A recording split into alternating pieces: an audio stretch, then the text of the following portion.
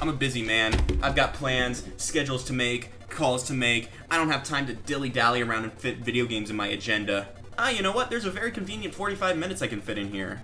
And it seems like Kirby's Dream Land has opened itself on my monitor.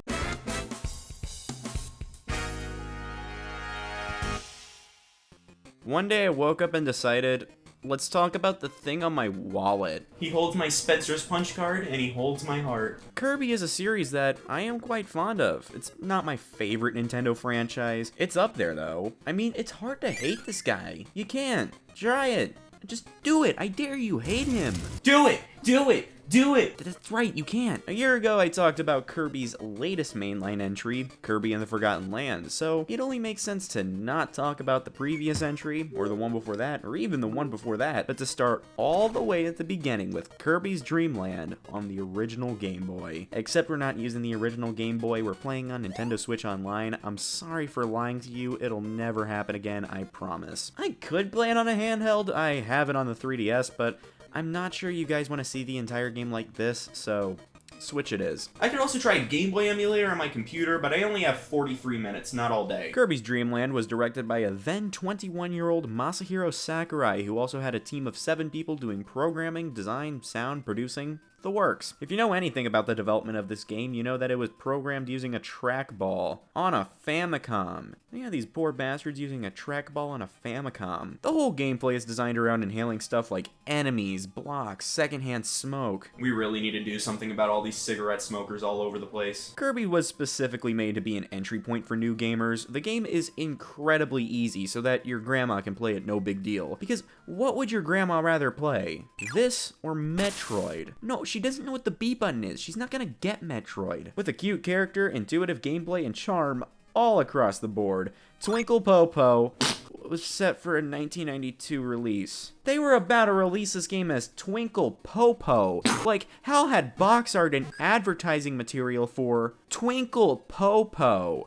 They had a better name earlier in development, Popopo and the Spring Breeze. Still a name I can't take seriously, but it's a better name than Twinkle fucking Popo. Nintendo stepped in at the very last minute, as in after the game was finished. HAL was going to self-publish this game, however, Nintendo offered to publish the game for them, not because the name was fucking stupid, more so that HAL only wanted 20,000 copies produced. Nintendo said it would be a waste for the game to sell only 20,000 copies and change the name from Twinkle Popo, there's no more left, to Kirby's Dream Land to appeal more to a worldwide market. Even if it was Nintendo who decided on the name change, I still thank God himself that the change was made. If the series continued to be called Twinkle Popo, I'd have to put my Kirby games like this on my shelf.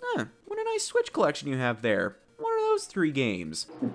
Well, I got Tetris Attack. Nintendo of Japan actually called upon Nintendo of America to come up with a name that would satiate the worldwide market. And even though a plethora of names were passed around, they settled on Kirby, since it was the last name of John Kirby, the lawyer who helped Nintendo win a lawsuit against Universal Studios over the name Donkey Kong. So, we can thank the coordinator for strategic communications at the NSA for that's the wrong John Kirby. So, we can thank the chair of the microbiology and immunology department at the that's also the wrong John Kirby. The gods at howmanyofme.com.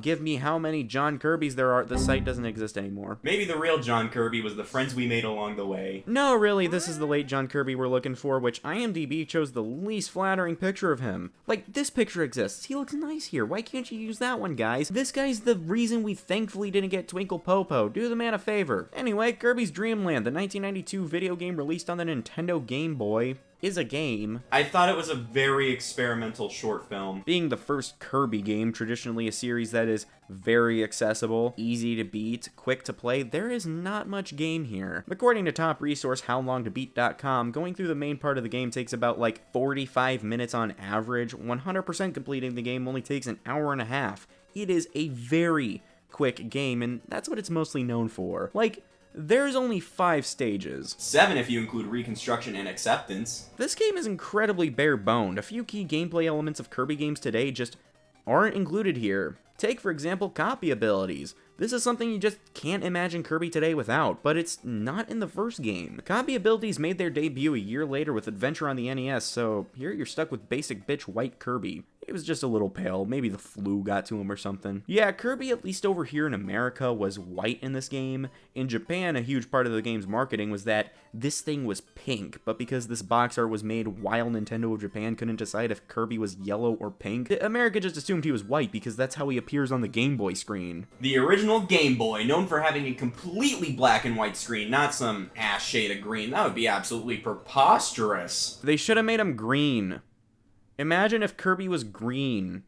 That would be funny. I mean, he technically is white, or a very light shade of green with the display settings I have set on the NSO app. The other two display settings are the original Game Boy screen, which I don't use because it looks like ass, and the Game Boy Color screen, which I don't use because it looks like ass on certain games, especially Kirby's Dream Land. Only a psychopath would enjoy playing it with this color scheme. Okay, it's not that bad. Dreamland's first 4 stages all contain rooms that Kirby must traverse through to get to the boss at the end. It's quite different from any Kirby game after that, which also has rooms, but there's also actual levels. Every stage has its own boss, even the 5th one being a throwback to the past 35 minutes, going through every boss you've encountered with King DeDeDe at the very end. Speaking of which, the bosses are fine, nothing to call everyone you know over. This is the president speaking? They got wispy woods. Most of the bosses you defeat by sucking their attacks in, except the 3rd boss, which is fought using a power-up. Kirby has power-ups that allow him to do more than the normal attack, such as candy as an invulnerability item, spicy curry that gives Kirby a fire attack for a short time, and a mint leaf that puts Kirby into a state of perpetual floating in an air attack until time runs out. It's a sweet potato in Japan. Do they think we don't know what a sweet potato is? I mean, really, there's not much to say about this game. There's the extra mode, but I don't feel like playing it. It's just the base game, but harder. Dreamland isn't a hard game, but it has its bullshit moments. There's gotta be some challenge. It's a game with only 5 levels. 9 if you include heresy, violence, fraud, and treachery. I died a few times, enough to get a couple of game overs during my playthrough, sure, but how much of those deaths were caused by the game being hard or me being a dumbass and trying to carelessly brute force my way through the game? And it's not like I even died during the main game. The bosses are what whooped my ass, primarily level 2's boss, level 3's boss, and King DeDeDe. In terms of plot, I mean, it's not much. The plot section on the game's Wikipedia article is so small you can probably get it tattooed on your arm. DeDeDe steals all the food and the sparkling stars in Dreamland. Kirby decides, hey, that's not cool, give us back our food. So he decides to gather back all the sparkling stars, and when he does, he turns himself into a hot air balloon, lifts the entirety of DeDeDe's castle into the air, food is returned to Dreamland. And that's why they call me the human spark notes. And honestly, that's all I really have to say about Dreamland. Despite its difficulty, or lack thereof, and incredibly short length, it is a quintessential Game Boy title. Like, if you want to play some Game Boy games, this is the one you must play. I'd say it's a better game than the first Mario Land, but that isn't a hard title to claim in all honesty. Kirby's Dream Land does what it was set out to do, and it does it well. The length is absolutely not indicative of the quality of the game. So, that was Kirby's Dream Land. It's nothing incredible by any means, and it's certainly not the best Kirby game, but it's crazy it took 3 whole decades for another Kirby game to outsell it. Even though Forgotten Land is the best-selling Kirby game, that game came out last year, and before that, Dreamland was on top. It's just timeless. That's what it is. I don't think it's possible to play this game without having a little fun. Kirby at its core is just a fun game, and Dreamland just laid the groundwork for the rest of the series. And now that I've beaten Kirby's Dream Land, I wasted 4 hours. And Void Depth of the Universe is right now on my agenda, and the last few hours I've been planning for Void Depth of the Universe. Well, son of a bitch. Okay, now that we're all here in the Void, I have one question that I'm pretty sure is on everyone's minds right now. How will this affect the trout population?